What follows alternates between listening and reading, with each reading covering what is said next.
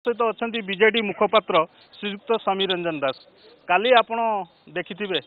प्रधानमंत्री स्टेटमेंट कौन आपण प्रतिक्रिया रखिबे कारण सुप्रीमो किसी समय पूर्व कहते आपण माने देखिबे बहुत भल फलाफल ये प्रधानमंत्री कहते फल चमकीब आपण माने देखिबे फल निश्चित चमकीब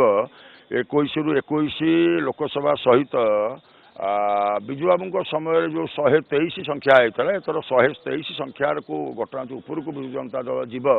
जहाँ कहते प्रधानमंत्री से चमकीब अपेक्षा करूँ से देखिए निश्चित भाव में फल चमकीला ओडिशा रे माननीय मुख्यमंत्री नवीन बाबू नेतृत्व में प्रधानमंत्री जो कथा कहते ये कौन गोटे परसेप्शन क्रिएट करने परसेप्शन ने कौन फलाफल हुए नहीं आपण मैंने जानूे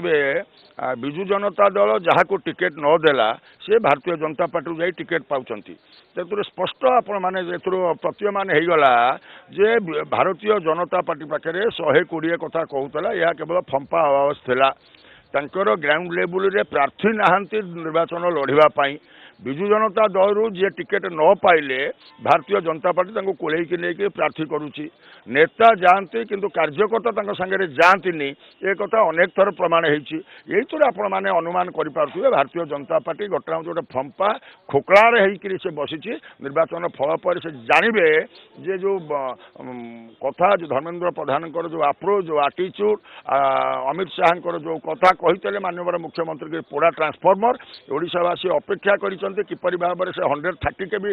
ट्रांसफॉर्मर किपरि भाव में माननीय मुख्यमंत्री से कथा को देखेबे प्रमाण करेबे। शेष प्रश्न प्रधानमंत्री बारंबार ओडिशा गस्तर आज राष्ट्रीय अध्यक्ष आसुँच तो ये जो बारंबार गस्त फल काली जो वक्तव्य देइचंती तो कोठी ना कोठी पीपुलकर जो रही लोकंकर जो रही से माने जनादेश को मतामत को से माने नहीं कि वक्तव्य रखुचन ना ये केवल केवल बाहास्फोट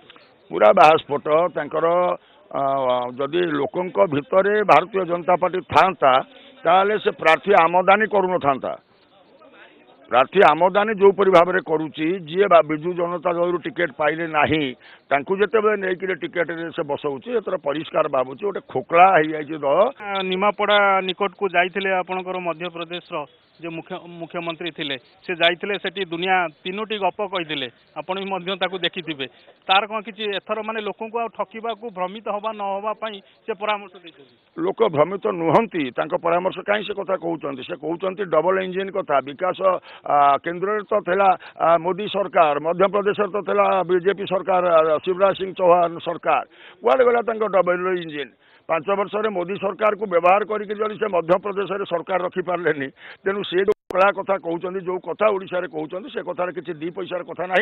आज आप देखिए निर्वाचन मंडल स्तरीय पूर्वतन मुख्यमंत्री आसला बलंगारे आज माननीय सांसद एमपी राजश्री मल्लिक मोर आज हक मागे ओडिशा कार्यक्रम में बलंगा जाऊँ संख्या आपण मैंने आप गणमाध्यम स्थानीय प्रतिनिधि की पठातु से आपने बुझीपारे कथार के खोकला था।